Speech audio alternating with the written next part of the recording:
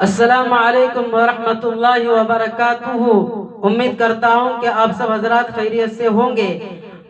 ہمارے چینل پر جو نئے حضرات ہیں ان سے درخواست ہے کہ ہمارے چینل کو سبسکرائب، لائک اور شیئر کرنا نہ بھولیں اور بیل آئیکن کو دبانا نہ بھولیں تاکہ ہماری طرف سے جو بھی ویڈیو بنے سب سے پہلے آپ حضرات تک پہنچے۔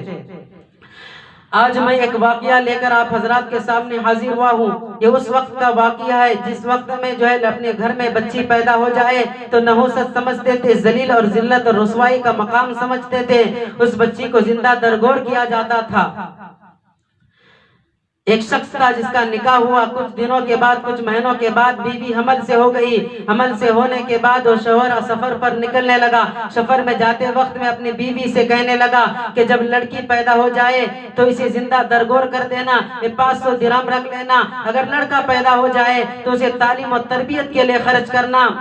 بس اتنا کہہ کر سفر پر نکل گیا۔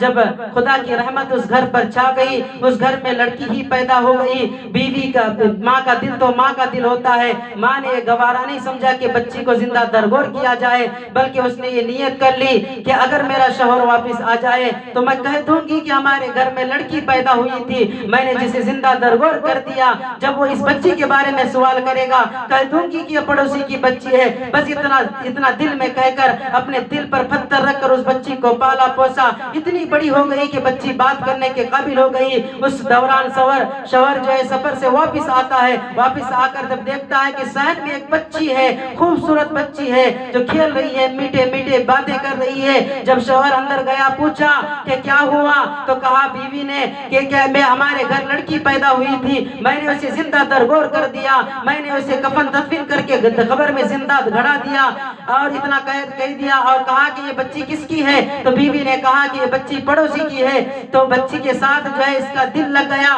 بچی اس کے ساتھ بات چیت کرنے لگ گئی، اس کے گود میں بیٹھنے لگ گئی۔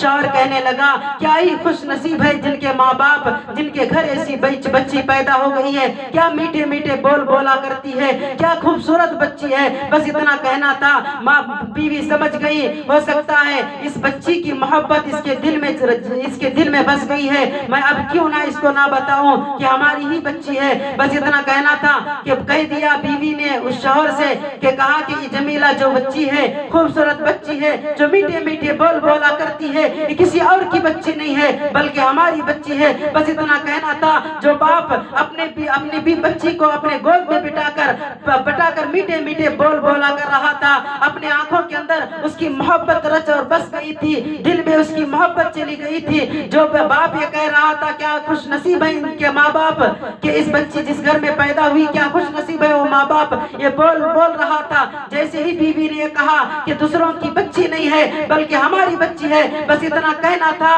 جو آنکھ سے محبت ٹپک رہی تھی، جو زبان سے محبت ٹپک رہی تھی، وہ محبت غصے میں تبدیل ہو گئی، آنکھیں جو ہے خون سے لبریز ہو گئی۔ کھلاڑی کندھے پر رکھ لیا، بچی کو گود میں اٹھا کر جنگل کی طرف روانہ ہوا۔ جب جا رہا تھا جنگل کی طرف، بچی نے میٹھے میٹھے الفاظ سے کہنے لگی کہ ابو جان یہ کلاڑی لے کر کہاں جا رہے ہو؟ بچی کو باپ کہتا ہے کہ میں تجھے زندہ دفن کرنے جا رہا ہوں۔